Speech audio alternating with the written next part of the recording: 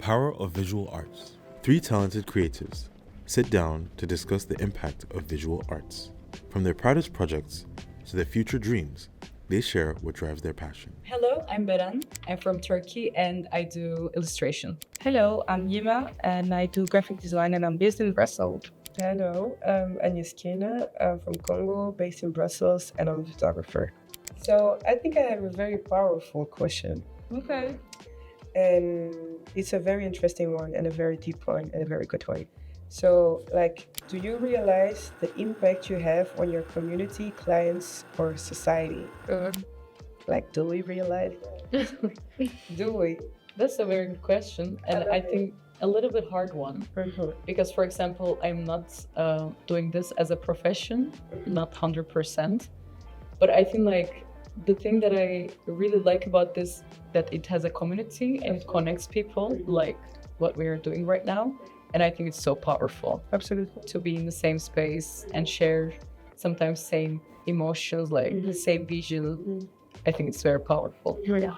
No, definitely. I already agree with you, when you said that it kind of creates, link with people that you don't really know. I think that's really nice. But mostly for my community, I would say that I only recently realized it because basically I had a young artist from Brussel, that I actually met here when I was doing a workshop for Munt. And she came to one of my workshops.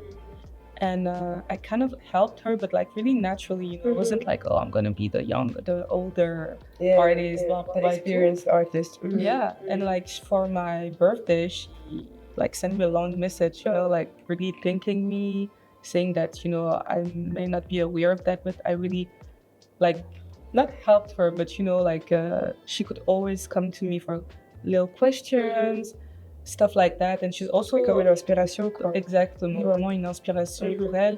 Et c'est une artiste super talentueuse, juste de savoir que en fait je peux poser cette question à Yema. Ouais, et puis ça fait toujours plaisir de voir des personnes noires dans l'art en fait. Absolutely. Surtout congolaises. Well, I think for me it's quite obvious because my work is centered on Community, on Black culture, on being Black, on being African, especially in the Western society. Yeah. So it definitely already brings a strong message, but a very natural one because it's just who I am. But then again, when you put all those issues, when you open up like this, people feel seen, people feel heard, people feel respected, and then the feedback that I get after exhibitions or things that I do, it's I feel like that they're not talking to me. It must be something else they are seeing that I'm not seeing because it's so intense and the gratefulness but yeah, I think now I'm finally starting to understand what my role is or what I want to give to my community. It's really just visibility, representation, and a voice. Exactly. And I feel like that's the most powerful thing that you can give to someone. It's just to be able to say I feel seen. I can be who I am. Yeah. So do you realize the impact you have in your community? I'm starting. And right. I'm starting. Taking the pride of what you're doing. Yes. Definitely. Yes. Owning it. The syndrome, how do you call that? Imposter syndrome? Yeah, imposter syndrome. We're getting out of that in 2024. Finally. Yeah. Imposter syndrome is crazy. So but it's real. It's a It real is thing. real. Yeah. It's also, I feel like it's even worse with social media in a way, because you are surrounded by those great artists, Absolutely. Crazy stuff, Exactly. and you're oh wow, I'm not there yet in a way. Even though people still ask me, to do jobs and I still want to create stuff. Yeah. But sometimes I think it's very, très impressionnant en fait de voir all those great artists, and then you look at your work and you're oh, I'm not there yet. So I think that really pushed a whole generation on having way more imposter syndrome that we should have. Yes. I have a question that is very connected with that. Is the artist part of what you do that most people wouldn't know about? I think that's one of the part that Yema is mentioning. Because most of the time, when you do something, people think that oh, you just suddenly have all that talent, all that perfect work, like just coming out of nowhere. But it's not that actually. Like you work on it for hours, you meet with people, you just like learn a lot of things and get inspiration and sometimes make a lot of mistakes. And you just don't necessarily create something perfect out of nowhere just at one try.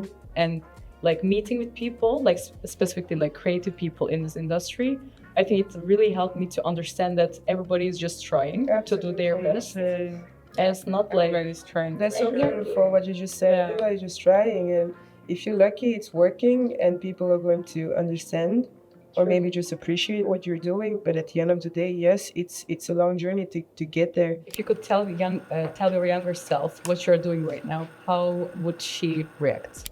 You want to go first? Yeah, I'm really thinking she would be surprised. She would be really surprised because we know that we like low-key, high-key introverts. And she would be, you're doing a job where like your priority is people. How did that happen? So I think she's going to be very surprised and very proud because I stepped out of my comfort zone. Yeah. I like that. And do you think that it's like easier for you now to connect with people, communicate? It's not necessarily on a personal level, but I have a bridge. I have a tool that makes it easier to have access to people's energy and like to have conversations. So in that sense, it got better. But I just know, like deep in my heart, I am still that little introverted girl, and it's okay.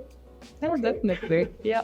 For me, I think younger me would be quite surprised, because I don't think we even knew graphic design was a job. To be honest, I already knew that I wanted to create, like do something, whether it was a movie, a comic. So doing posters and like illustration and all of that, I think it kind of aligned, with storytelling and creating. So I must think you're so cool. yeah, I think I'm so gregarious. So yeah, Oh, that's so beautiful. And what about you? I think for me, she would be definitely so emotional and proud because I was also like, when I was a kid, I was like preparing magazines, like drawing a lot of stuff to my parents, my friends, and trying to sell these magazines to my like friends, to the people that I know. So I think she would be just like very happy for that I'm doing still. Yeah. So I have one last question for you guys. Yeah. Where do you want to be a year from now? Want to start? I think I definitely want to turn this like passion and hobby that I have, that I'm creating, into something more concrete.